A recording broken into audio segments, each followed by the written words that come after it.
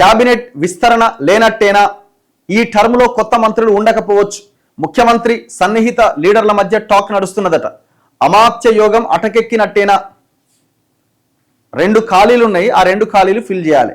విద్యాశాఖ మంత్రి ముఖ్యమంత్రి దగ్గరనే ఉంది, మున్సిపల్ శాఖ మంత్రి ముఖ్యమంత్రి దగ్గరనే ఉంది, హోంశాఖ ముఖ్యమంత్రి దగ్గరనే ఉంది. ఇవన్నీ కూడా కీలకమైన శాఖలు, వాటికి సంబంధిత మంత్రి లేడు.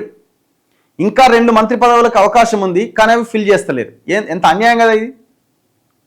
ఇప్పుడు ఎందుకు పెడతారు? ఎమ్మెల్యేల సంఖ్యలో ఇంత వాటా మంత్రులుగా ఉండడానికి అవకాశం అనేది ఒక చట్టం, ఒక నిబంధన. దాని ప్రకారంగా ఎంతమంది అయితే మంత్రులు ఉండాలో అంతమంది నియమింపజేయాలి కదా. వర్క్ డిస్ట్రిబ్యూషన్ జరగాలి కదా. అన్ని నా కిందనే పెట్టుకుంటా, నేనే పని చేస్తా అంటే ఎట్లా సాధ్యమైద్ది అది? అయితే ఇది 3 ఏళ్ళు అయిపోతున్న దగ్గర ఇంకా ఆ 2 మంత్రుల ఇది ఇంకా కాలే. అది కూడా ఈసారి ఉండడం కష్టమే అట. చూడాలి మరి ఎప్పుడు చేస్తారు. రాష్ట్రంలో క్యాబినెట్ విస్తరణ అంశం ఇక అటకెక్కినట్టే అని ప్రచారం జరుగుతున్నది. ఇప్పుడున్న పరిస్థితుల్లో కొత్త మంత్రుల అవసరం లేదనే వాదన తెర మీదకి వచ్చింది. పాలన అంతా సవ్యంగా ఉన్నప్పుడు ఖాళీగా ఉన్న మంత్రి పదవుల భర్తీ ఎందుకు అని ప్రశ్నిస్తున్నారు. ఇటీవల రేవంత్ రెడ్డికి అత్యంత సన్నిహితంగా ఉండే ఒక 2 లీడర్లు సెక్రటేరియట్లో కనిపించినప్పుడు క్యాబినెట్ విస్తరణ ఎప్పుడు ఉంటుందని ఆరా తీస్తే క్యాబినెట్ విస్తరణ ఎందుకు, ఈ టర్మ్లో అసలు విస్తరణే ఉండకపోవచ్చు అని ఆసక్తికరమైన విషయాలు చెప్పిరట.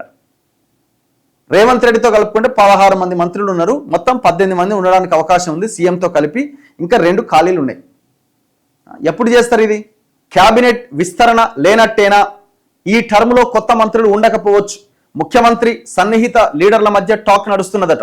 అమాత్య యోగం అటకెక్కినట్టేనా? 2 ఖాళీలు ఉన్నాయి, ఆ 2 ఖాళీలు ఫిల్ చేయాలి. విద్యాశాఖ మంత్రి ముఖ్యమంత్రి దగ్గరనే ఉంది, మున్సిపల్ శాఖ మంత్రి ముఖ్యమంత్రి దగ్గరనే ఉంది, హోంశాఖ ముఖ్యమంత్రి దగ్గరే ఉంది. ఇవన్నీ కూడా కీలకమైన శాఖలు, వాటికి సంబంధిత మంత్రి లేడు. ఇంకా 2 మంత్రి పదవులకు అవకాశం ఉంది, కానీ అవి ఫిల్ చేస్తలేరు. ఎంత అన్యాయం కదా ఇది. ఇప్పుడు ఎందుకు పెడతారు? ఎమ్మెల్యేల సంఖ్యలో ఇంత వాటా మంత్రులుగా ఉండడానికి అవకాశం అనేది ఒక చట్టం, ఒక నిబంధన. దాని ప్రకారంగా ఎంతమంది అయితే మంత్రులు ఉండాలో అంతమంది నియమింపజేయాలి కదా. వర్క్ డిస్ట్రిబ్యూషన్ జరగాలి కదా. అన్ని నా కిందనే పెట్టుకుంటా, నేనే పని చేస్తా అంటే ఎట్లా సాధ్యమైద్ది అది? అయితే ఇది 3 ఏళ్ళు అయిపోతున్న దగ్గర ఇంకా ఆ 2 మంత్రుల ఇది ఇంకా కాలే.